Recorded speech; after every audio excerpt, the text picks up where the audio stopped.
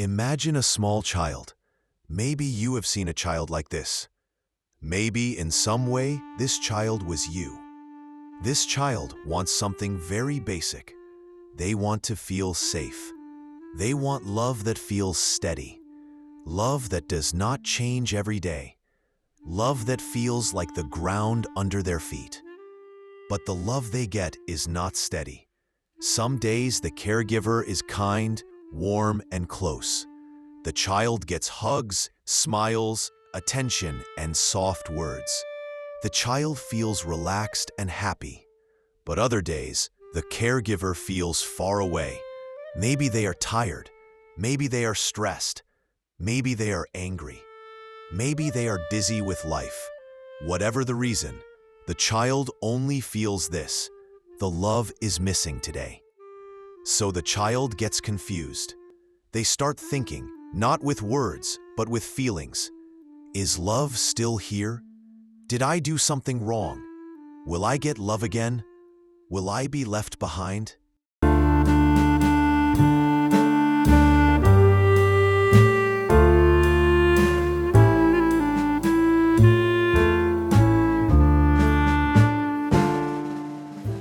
A child cannot understand adult problems. A child only understands safety or danger. So when love feels different, the child feels danger. Because of that fear, the child tries harder. They may cry louder. They may follow the caregiver around. They may hold on to their leg or shirt. They may keep asking for attention. Not because they want to annoy anyone, but because their heart is saying, "Please stay. Please see me. Please love me." Little by little, the child learns a painful lesson. Love is not sure. Love can disappear, so I must hold on tight. Now here is the important part. When this child grows up, the fear does not magically go away. It simply changes its form. The grown-up child may become an adult who thinks too much about small signs, feels nervous when people are quiet, worries about being replaced, needs a lot of reassurance, feels scared of being left. Even when nothing bad is happening, their body still feels alert, like something bad might happen. It is like living with a quiet alarm inside you. Sometimes the alarm is loud, sometimes it is soft, but it is always there. This is what psychologists call anxious attachment. It is not rare, it is not shameful, and it is not a sign that you are weak. It is something you learned early in life. Two researchers, John Bowlby and Mary Ainsworth, studied this idea deeply. They explained that our first relationships in childhood become a map inside us. That map teaches us how love works, how trust works, how safe closeness feels. For someone with anxious attachment, love can feel fragile, like a candle that could go out any moment. So they stay close to it, watching it carefully, because losing that warmth feels terrifying. Let me ask you something simple. Have you ever felt upset when someone replies late? Have you ever feared a partner might stop loving you? Have you ever replayed a conversation in your head again and again? If yes, you are not broken. You are not too much. Your attachment system is just trying to protect you. It once helped you survive in childhood. But in adult life, it can become exhausting. To understand anxious attachment better, we need to look at childhood again, but a little deeper. Every child comes into this world needing safety. A child cannot survive alone. They need adults for food, comfort, care, and love. So when a child feels scared, sad, or unsure, their natural instinct is to go to their caregiver. If the caregiver responds in a steady way, again and again, the child starts to feel calm inside. They learn simple beliefs like, "I am safe here. My feelings matter. When I need someone, they come." Love stays even when I am upset. This creates secure attachment. It means the child feels safe in love. But anxious attachment forms when the caregiver is not steady. In some homes, love feels like a roller coaster. One day, the caregiver is soft and loving. They listen, they hug, they care. Next day, the caregiver is distant. They may ignore the child. They may be stressed. They may be angry. They may be busy or emotionally tired. The child does not know what version of love they will get today. So the child becomes confused and worried. They start searching for answers. Why are they different today? Did I do something wrong? Do I need to try harder? Will they stop loving me? And because the child cannot control the adult, they try to control themselves. They may become extra careful, extra quiet, extra good, or sometimes extra loud, extra emotional, extra clingy. Not because they want to be dramatic, but because they are trying to secure love. The child's nervous system learns. Love is not guaranteed. I must stay close to keep it. If I relax, I might lose it. So they become highly alert. They notice every mood, every facial change, every tone of voice, every small sign of distance. If the caregiver smiles, the child feels relief. If the caregiver pulls away, the child feels panic. This alertness is actually a survival skill for the child. It helps them stay connected in an uncertain home. But the problem is, this survival skill does not turn off when the child becomes an adult. The adult still has the same body and brain patterns. So even in a normal relationship, they can feel like something is about to go wrong. This is why anxious attachment is not just in your head. It is also in your body. It becomes a deep fear of being left. Here is something important. People with anxious attachment often feel two strong pulls at the same time. First pull, they want closeness very deeply. They want love, warmth, attention, and strong connection. Second pull, they fear closeness will disappear, so they worry, doubt, and feel unsafe. That's why anxious attachment can feel like a push and pull inside the heart. Let's make it very simple with an example. Imagine a partner says, "I need some space today." A secure person may think, "Okay, they just need time, we're fine." But an anxious person may feel fear and think, "Space means distance. Distance means I'm losing them, so I must pull them back close." This reaction is not because they want to control anyone. It's because their nervous system connects space with danger. And again, I want to say clearly, anxious attachment is not about being too needy. It is about being trained by early life to never fully trust love. Now let's move into adult life and see how anxious attachment usually shows up. When you grow up with love that felt unsure, your brain learns to stay on guard. Even when you are safe later, your body may still act like danger is near. So as an adult, you may carry a quiet fear inside you, like a shadow that follows you. That fear often sounds like, what if they leave me? What if I'm not enough? What if they stop loving me? What if I get replaced? Sometimes this fear is strong. Sometimes it is small. But it can sit in the background of your relationships. How it shows up in romantic relationships. In love, anxious attachment often makes you very sensitive. You may notice tiny changes that others don't even see. For example, your partner replies late. Your partner seems tired. Your partner is quiet for a few hours. Your partner wants time alone. These things are normal in life. But inside an anxious mind, they can feel like warning signs. So your brain may start running fast. You may think, did I upset them? Are they losing interest? Are they talking to someone else? Is something wrong with me? Even if nothing is wrong, the fear can feel real in the moment. And because the fear feels real, you may reach for reassurance often. You may ask, "Are you okay? Do you still love me? Are you mad at me? Did I do something wrong?" Again, not because you want drama, but because your nervous system wants safety. How it shows up in friendships. Anxious attachment does not stop at romance. In friendships, you may worry that people secretly don't like you, feel hurt if friends hang out without you, overthink small changes in tone, try too hard to keep everyone happy, fear conflict because conflict feels like losing love. You might say yes too often. You might help too much. You might become the always available friend, not because you have no boundaries, but because saying no feels risky. It can feel like, if I say no, they may leave. If I disagree, I may lose them.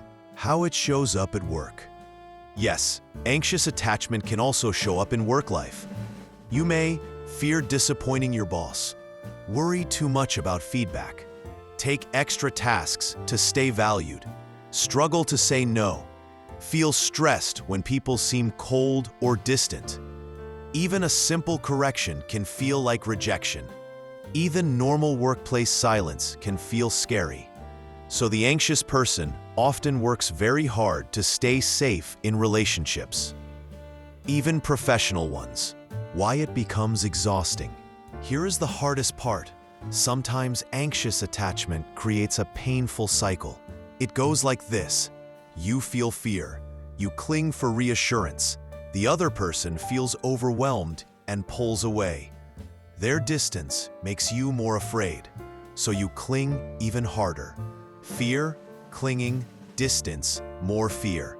This loop can repeat many times, and each time it happens, it seems to prove the anxious fear. But I want you to hear this clearly. This does not mean you are broken. It does not mean you are too much. It means your body learned love in an uncertain place. So now your body stays on alert to protect you. And also, remember this. People with anxious attachment usually love deeply. They care strongly. They feel emotions fully. They want real connection. These are not bad qualities. They are powerful qualities. They just need security, not fear, to guide them. Now let's talk about something hopeful. Anxious attachment is not forever. It can change. You are not stuck in the same pattern for life. Your brain can learn new ways. Your body can learn new safety. This is because humans have something called neuroplasticity. That is just a simple word meaning your brain can relearn and grow, even as an adult. So even if your childhood taught you that love is unsafe, your adult life can teach you the opposite. But healing always starts with the same first step. Step 1, awareness. You have to notice the pattern while it is happening. For example, your partner is quiet. Your friend replies late. Someone you care about seems distant. And suddenly you feel that wave of fear. Before you react, pause. Tell yourself, okay, this is my anxious attachment. This fear is old. This fear is not always the truth. Silence does not automatically mean rejection. Just naming the pattern helps, because now you are not drowning in the fear. You are watching it. You are not the panic. You are the person noticing the panic. That is a big difference. Step 2, learn to calm yourself. People with anxious attachment often reach outside for calm. They want someone else to say, "You're fine. I'm here. I love you." And that is human. That is normal. But healing also means learning to calm your own body. This can be small things like slow breathing for 1 or 2 minutes, writing your feelings down, going for a short walk, putting your hand on your chest and saying gentle words to yourself, reminding yourself, "I am safe right now." These are not magic tricks. They are training. Every time you calm yourself, your brain learns, I don't have to panic to survive. I can create safety inside me. Over time, this lowers the fear. Step 3. Safe relationships help rewire you. Healing does not happen alone. When an anxious person experiences steady love, their nervous system slowly changes. Think about it. If a partner stays kind even after a small argument, your body learns conflict doesn't mean abandonment. If a friend doesn't disappear when you have a bad day, your body learns people can stay even when I'm not perfect. If a therapist stays patient and steady, your body learns my emotions are safe here. These repeated experiences build what psychologists call earned secure attachment. That means you can become secure later in life, even if you didn't feel secure as a child. Healing is not a straight road. Some days you will feel calm and trusting. Other days, the old fear returns. That doesn't mean you're failing. It means healing is slow and human. Your nervous system learns through repetition, like practicing a new habit. So be patient with yourself. There is also something to grieve. Before deep healing begins, many people feel a quiet sadness inside. A sadness for the childhood where love felt unsure. A sadness for the younger self who had to fight for safety. This grief is real, and letting yourself feel it can be painful. But it is also freeing, because once you understand your story, you stop blaming yourself. You start saying, "Of course I feel this way. This is where it came from. I can heal it now." Now we come to a very deep part of healing. The way you see yourself. Many people with anxious attachment don't only fear losing others, they also fear losing their own value. Inside them, there is often a hidden belief like, I am lovable only if someone chooses me. I am safe only if someone stays close. I am enough only when someone proves it. So their confidence depends on other people. If someone is close, they feel good. If someone is distant, they feel worthless. That is why silence hurts so much. Because silence doesn't just feel like distance. It can feel like, maybe I don't matter. But here is the truth that healing asks you to learn. Your worth is not a gift people give you. Your worth is already inside you. That worth was there before any relationship. It was there when you were a child. It is there now. You don't earn your worth by being perfect. You don't earn it by being needed. You don't earn it by never making mistakes. You have worth because you are a human being. This idea might feel simple, but for an anxious heart, it can feel brand new. Think about your childhood again. When you were small, you needed someone else to calm you. You needed someone to say, I'm here. You are safe. I'm not leaving. But maybe you didn't always get that. So now, as an adult, part of healing is learning to give yourself what you needed back then. You can become your own safe place. That means when fear shows up, you don't attack yourself. You don't shame yourself. You don't say, why am I like this? Instead, you say, I see you. I know you are scared, but we are okay. I am not leaving myself. I will take care of me.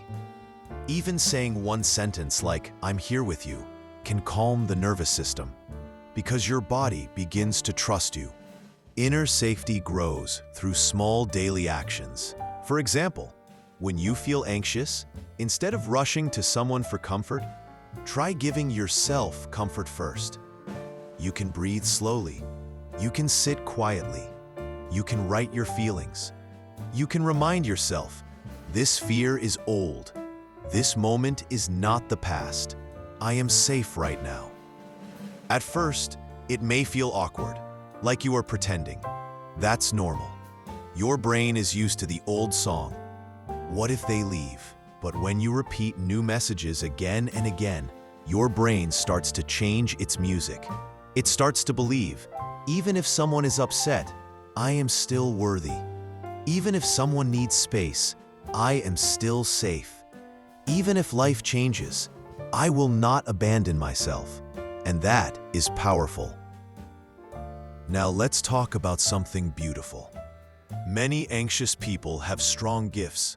They are often very loyal, very caring, very sensitive, very loving, very tuned into emotions. They notice what others don't notice. They love deeply. They show up fully. These are not weaknesses. They are strengths. The goal is not to remove these gifts. The goal is to use them without fear. When anxious attachment becomes more secure, your love becomes steady instead of desperate. Your sensitivity becomes wisdom instead of worry. You still want closeness, but you don't lose yourself inside closeness. You start living like this. I love you, but I also respect myself. I want you, but I will be okay even if you are not here. That is secure love. Let's bring everything together in a simple, practical way. Healing anxious attachment is not about changing who you are. It is about helping your heart feel safe again. It is about learning to love without fear controlling you. And this happens through small daily choices. Number 1 is practice the pause. When you feel anxious, your first urge is usually to react fast. You might want to send another message, ask for reassurance right away, explain yourself too much, try to fix the situation instantly. So here is a simple habit. Pause before you react. Even 10 seconds helps. Take one slow breath and say, "Something inside me is scared. This is my anxious attachment. I don't need to rush." This pause breaks the old pattern. It gives your brain time to choose a new response. Number 2 is give yourself the reassurance first. Before you run to someone else for comfort, try giving comfort to yourself first. Ask yourself, what do I need to hear right now? Maybe it is, I am safe, I am loved, I am not being rejected. This fear is old, not new. Then tell yourself that message gently. Write it down. Say it quietly. This does not mean you never need others. It means you are learning balance. Number 3 is think about real proof, not fear. Anxious attachment often makes the mind imagine worse things. But you can train your brain to look for real proof instead. For example, remind yourself, they were quiet before and they came back. We had conflict before and we stayed together. Nothing terrible happened last time. Your past experiences can be your anchor. They help your mind stay in reality, not panic. Number 4 is speak clearly with safe people. Anxious attachment grows in silence, but it becomes smaller when you talk about it calmly. You can say something simple like, "Sometimes I get worried when I don't hear from you. It's not your fault, it's an old fear in me. I'm working on it, but I wanted you to know." The right people will not laugh at you. They will understand you better. And when they understand, your nervous system relaxes. Number 5 is accept that healing is a journey. Some days you will feel strong and calm. Other days, fear will come back. That does not mean you are failing. It means your nervous system is still learning. Think of it like learning a new language.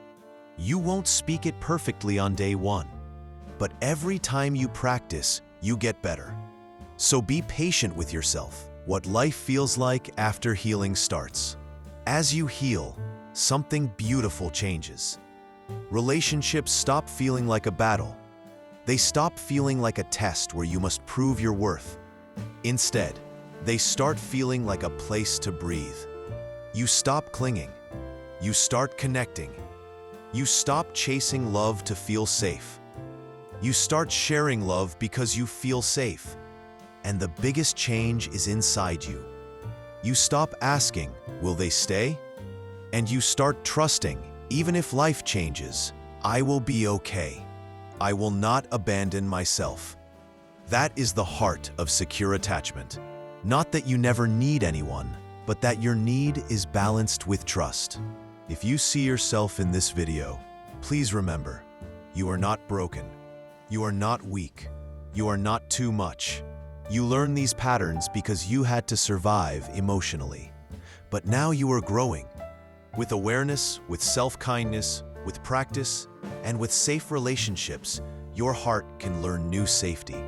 Your love can become peaceful. Your sensitivity can become strength. And your life can feel lighter. Because the world does not need less of your love. It needs your love without fear.